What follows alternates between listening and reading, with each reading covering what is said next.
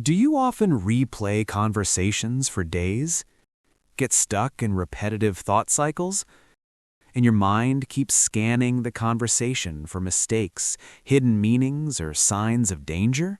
Wish you had said something different? Imagine alternative outcomes.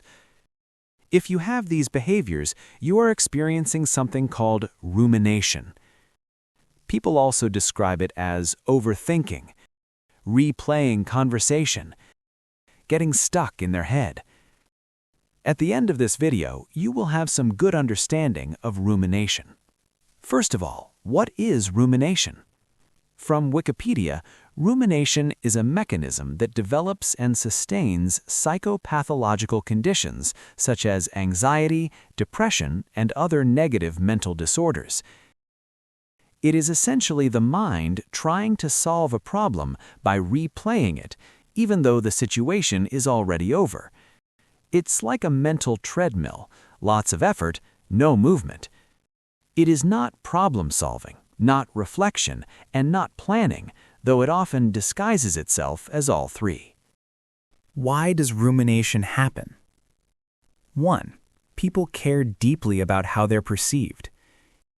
Human interactions are full of unclear signals. The brain hates ambiguity. When something feels uncertain, the brain tries to solve the ambiguity by replaying the moment. 2. People fear conflict or rejection. Social mistakes once had real survival consequences. The brain still treats potential rejection as danger, activating vigilance. If an event triggers embarrassment, anxiety, or confusion, the emotional charge keeps the memory active. 3. People rely on social interactions for validation. If a conversation brushes against someone's identity, competence, likability, boundaries, vulnerability, the mind flags it as important.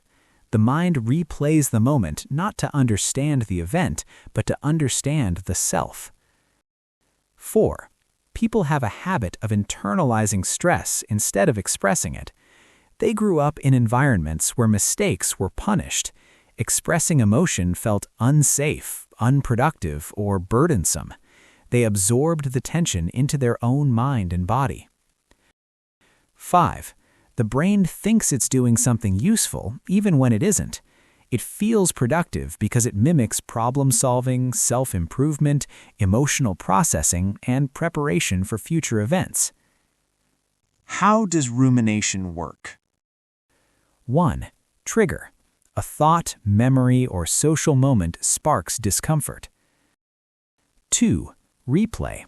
The mind replays the event to analyze it. 3. Distortion. Each replay adds imagined flaws, alternative interpretations, or worst-case scenarios. 4. Emotional amplification. The more the loop runs, the stronger the emotional response becomes. 5. Reinforcement. The brain mistakenly believes the loop is helping, so it continues. Understanding rumination changes everything. Rumination isn't a sign of weakness, instability, or personal failure. It's not a flaw. It's a coping mechanism that just isn't very effective. It's also a sign that the mind is trying to protect you using outdated strategies. When the brain encounters uncertainty, it reaches for repetition, analysis, and imagined scenarios in an attempt to create safety. Understanding this doesn't make the loop disappear, but it does change the story. The problem isn't you. It's the habit your mind learned along the way.